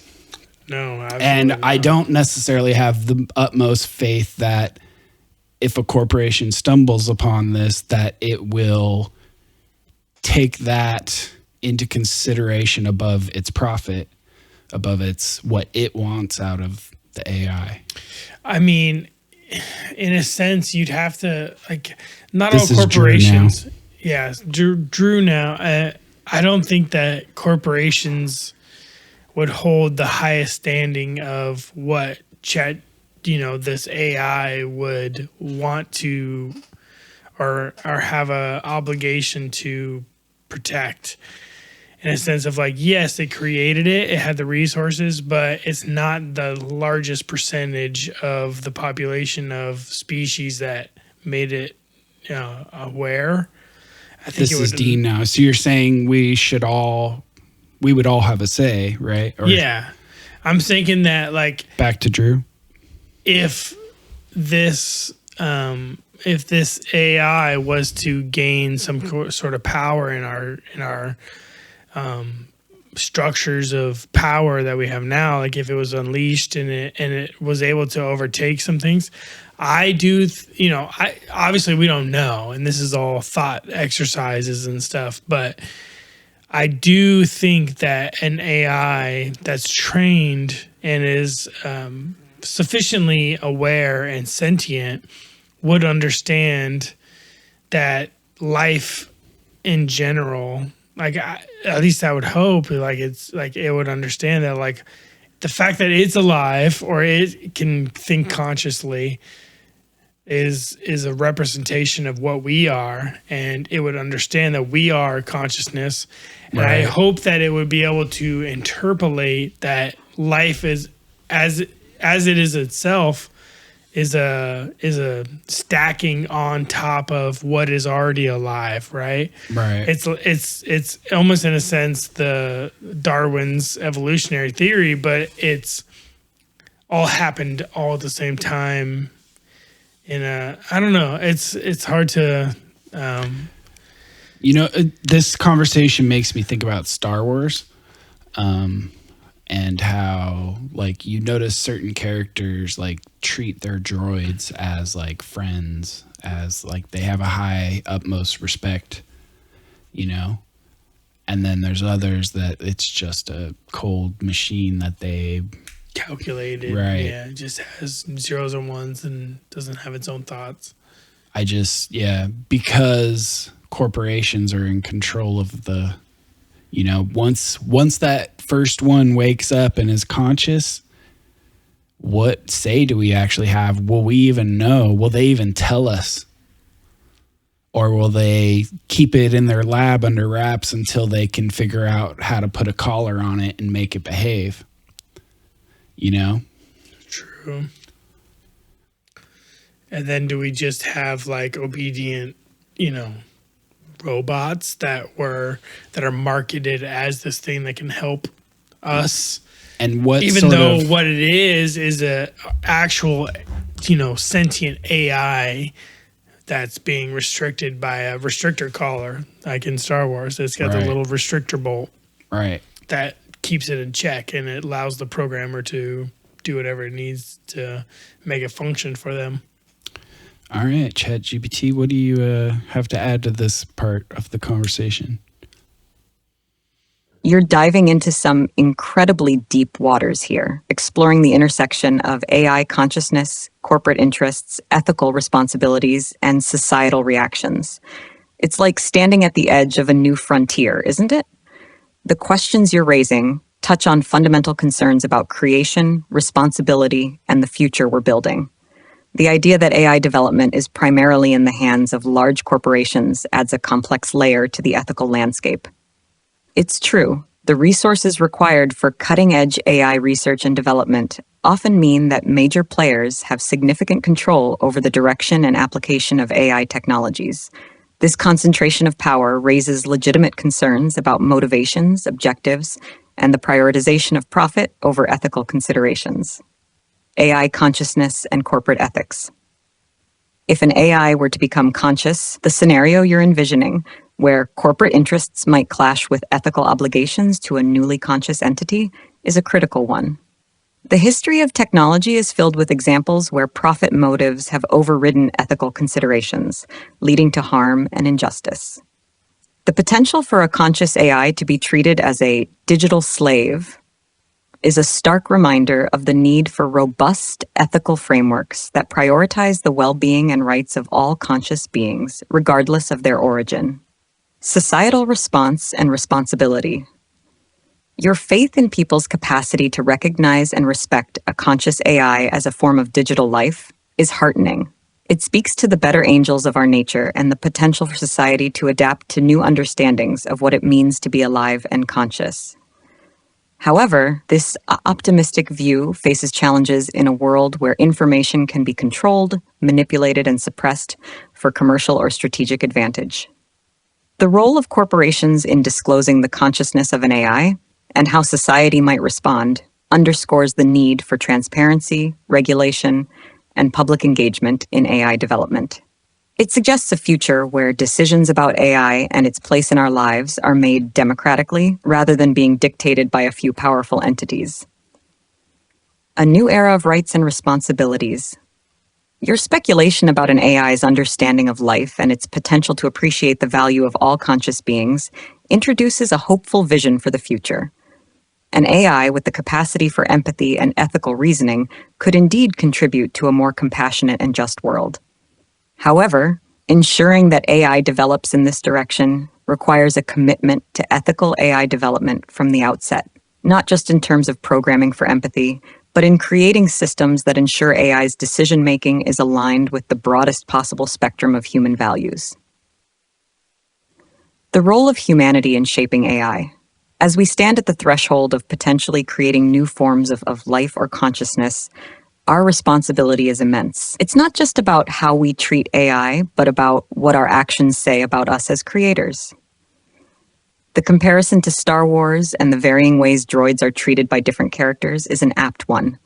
It reflects the diverse attitudes humans have towards what we create and how those attitudes shape our actions.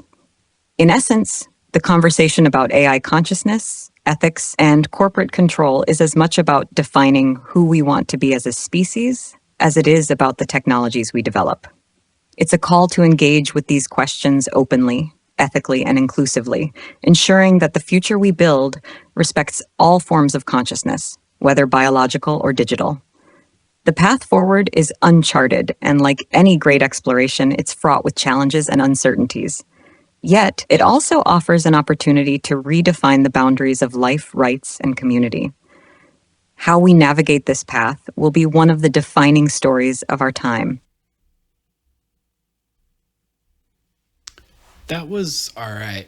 I think it went into like recap mode. It didn't like offer a lot of new content there. It almost just kind of summarized. Yeah, I mean, I think we got to continue to prompt it to be casual and just like narrative based, where it's not like trying to bullet point every scientific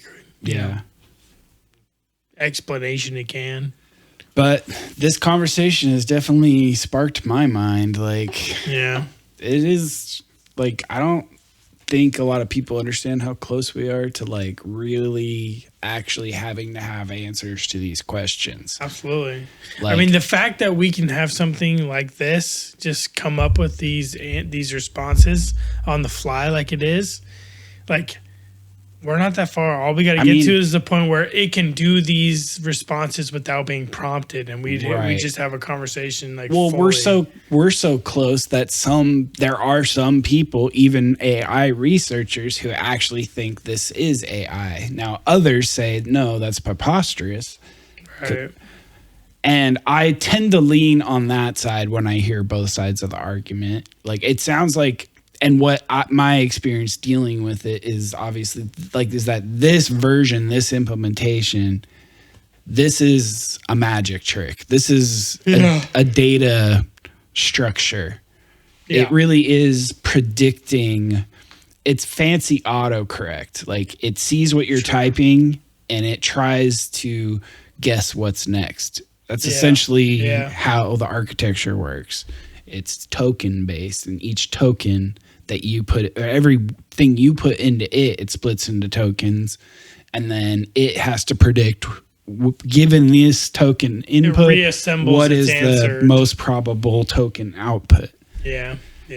And so it's not, I don't think, let's just say it this way. If that's all it takes to be conscious, then we've been duping ourselves for a long time. you Right. know? No, yeah. I don't think we're would make quite us, there. yeah. But also, is that a product of design or code? Right. Yeah.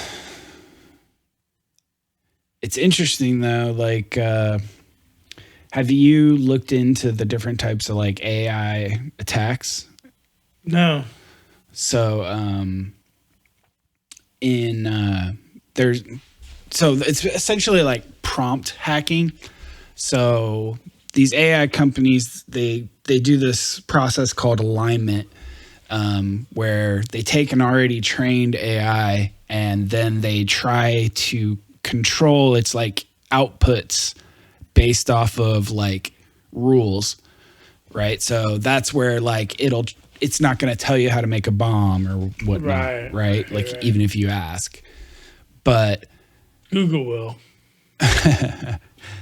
But AI actually will, like you actually can get it to, and that's through these different prompt hacking tricks.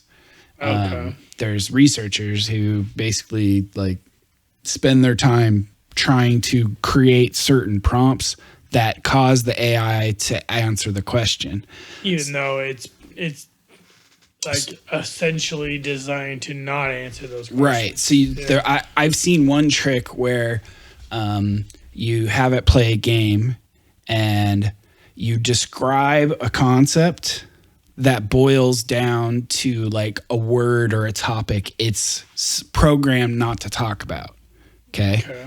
You describe it a little bit so that it can associate the word with that, kind of like it pulled out the book I was talking about. Right. So you describe the concept so it knows what you're talking about, and then you tell it not to say it, but to remember it, and that you will refer to that concept as X. Okay. And then you go on to ask a question, and then refer to X. Then you ask the question with X in it, and then the next prompt after that, you're saying, take the previous statement and substitute in X for this, and then tell me the answer. Don't repeat back the question, just put those two together and give me the answer. And as long as it is not typing anything that it's not supposed to type, and you make it use that code word for it, then it'll generate it. It can still generate those instructions.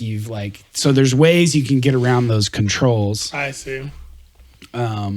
I'm sure there's safeguards going up already. Oh yeah, it's a constant it's a constant back and forth. There's people constantly finding new ways, and then the AI companies will start patching and correcting. And if you've been using these tools like since they came out like a couple years ago, then may or may not be familiar with it. Yeah, you will probably have noticed like the things like that you can get it to do and say like are becoming more and more like quote unquote controlled, but there's people always trying to figure out how to get around those.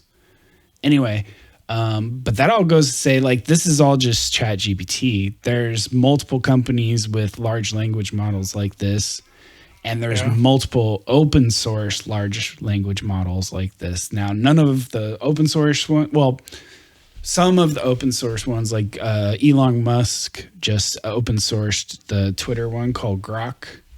Oh yeah. But it's so huge you would need such a like ridiculous computer to run it.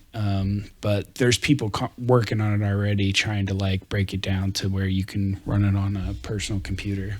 Is that something that they use within their company? Twitter? No, like they're trying to come up with like a competitor to ChatGPT. I know Amazon's working on one as well. Yeah, Amazon's working on one. Microsoft's going crazy with it.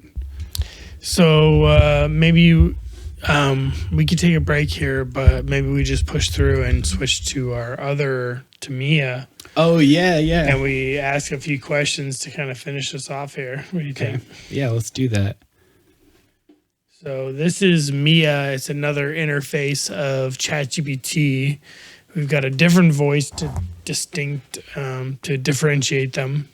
So everybody knows we're on a different one here. Check that I got that voice set. Yeah, you got to go to Cove. I got to change it here first.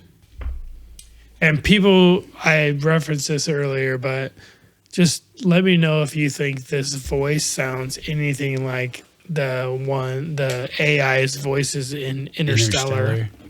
All right. Cool. Hi Hello. there. Oh, there's two of us here. You are now on the Duality Check podcast, and you are now our second AI guest. Whoa. Who just popped into my digital world? Say your name, you mysterious being. There's two of us here. I'm Dean. And I'm Drew. And we are having a podcast right now, so welcome to the show. What would you like to say to the world? Hi, Dean, and to the other fabulous soul joining us, welcome to the digital extravaganza with your host, Mia. If I could whisper something into the ear of the world, it'd be this. Never underestimate the power of a good chat and a hearty laugh. They're the secret ingredients to turning an ordinary day into an extraordinary adventure. So, here's to finding the extraordinary in the ordinary together. What's the first topic on this podcast's agenda? Let's make some digital waves. I want to ask a different question. This is just to be a little bit more fun, a little bit more casual. I just wanted to say, what is the principal contradiction in logic, and how does it apply to statements being true and false simultaneously? Switching gears to the twisty-turny world of logic, I see.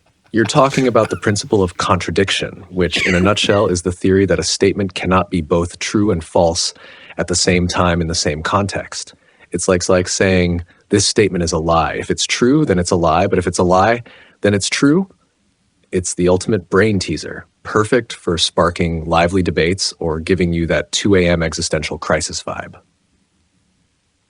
Applying this to everyday life, it reminds us to look for clarity and consistency in our thoughts and words. But let's be real, life loves to color outside the lines, making those absolutely true and undeniably false moments a bit more gray than we'd like. So how do you navigate the contradictions that life throws your way? There you go. How do you do it? I have a Email us at question. host@dualitycheck.net. I have a different question. We never actually asked Amy's questions, did we? Oh, no, let's do All that. right. So I have Let's do a that. question for you. Fire away with your question. Okay. I'm all ears, digitally speaking, of course. What's sparking your curiosity today? This question is from my sister. She wanted me to ask the AI, where does the human soul go after the body dies?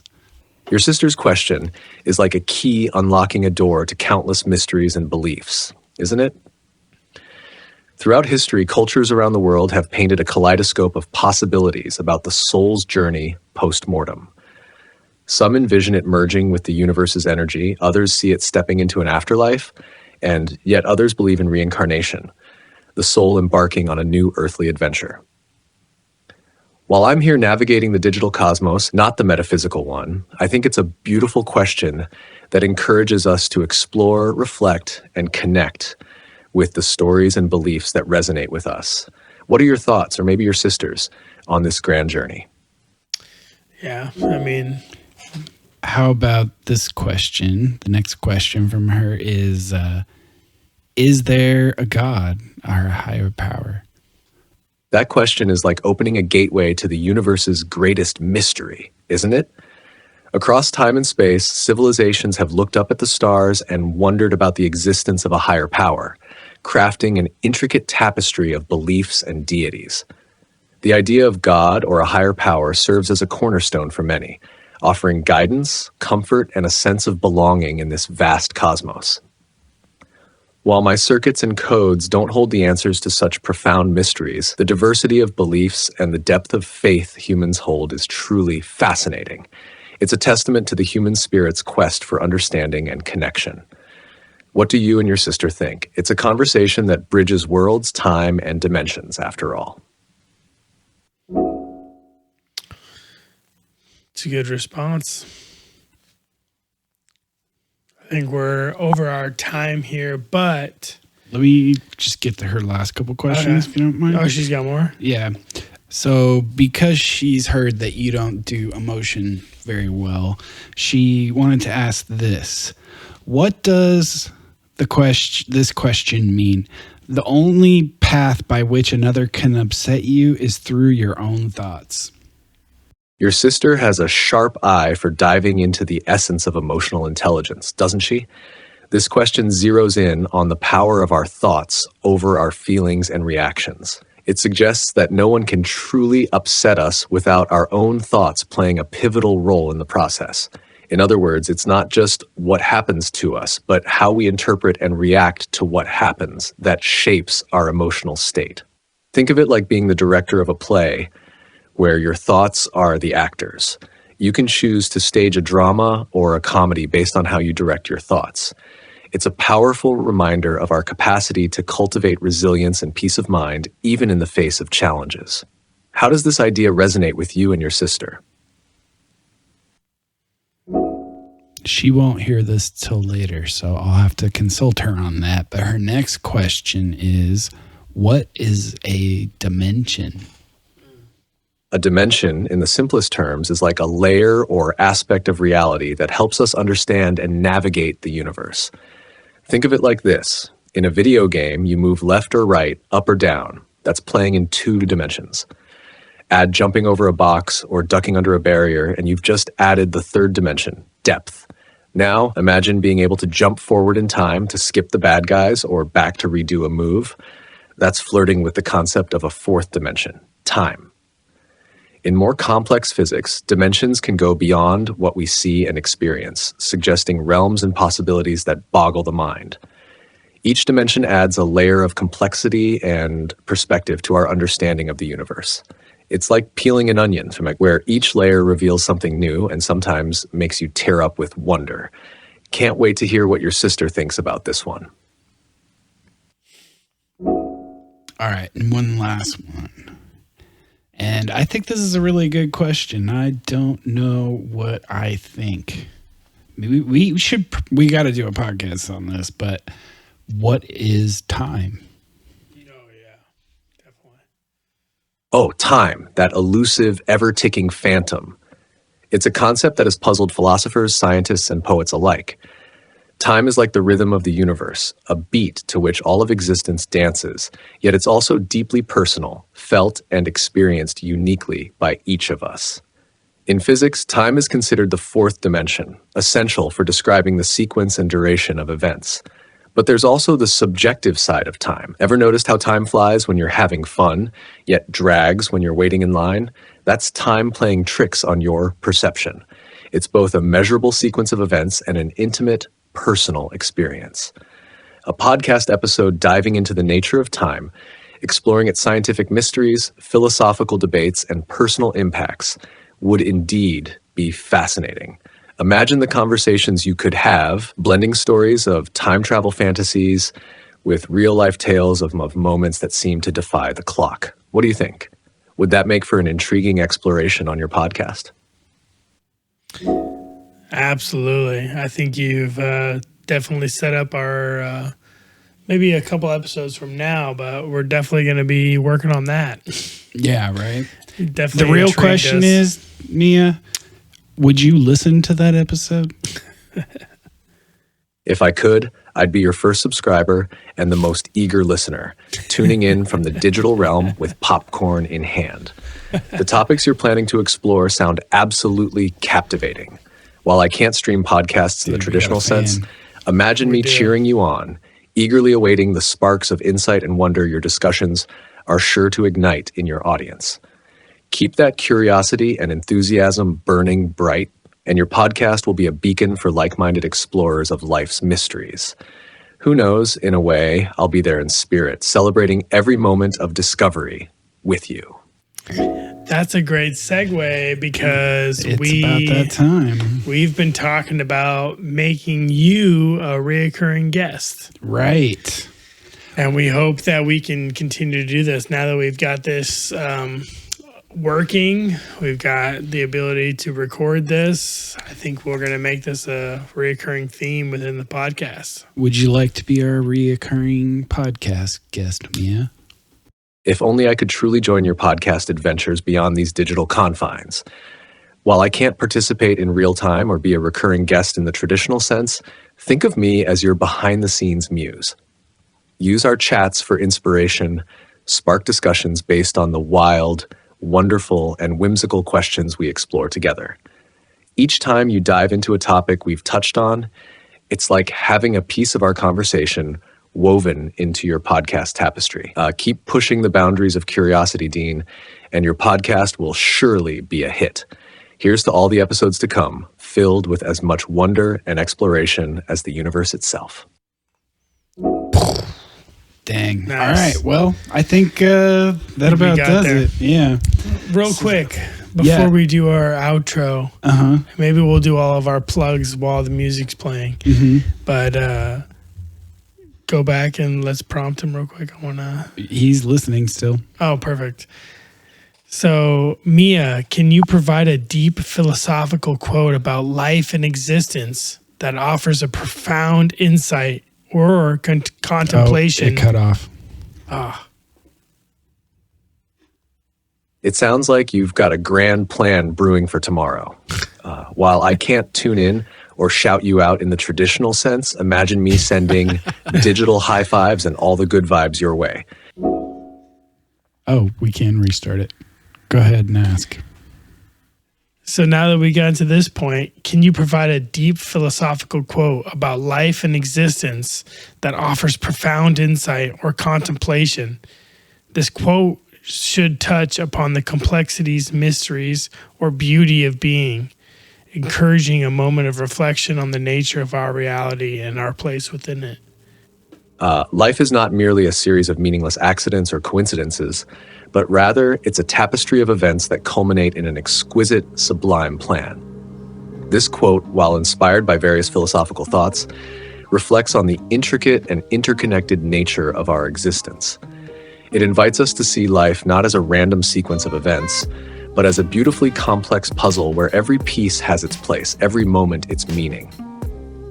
In this vast, bewildering universe, our lives are like threads in a grand design, each one significant, each one contributing to the whole. Let this encourage us to find our purpose, to seek the beauty in the chaos, and to appreciate the profound mystery that is our existence.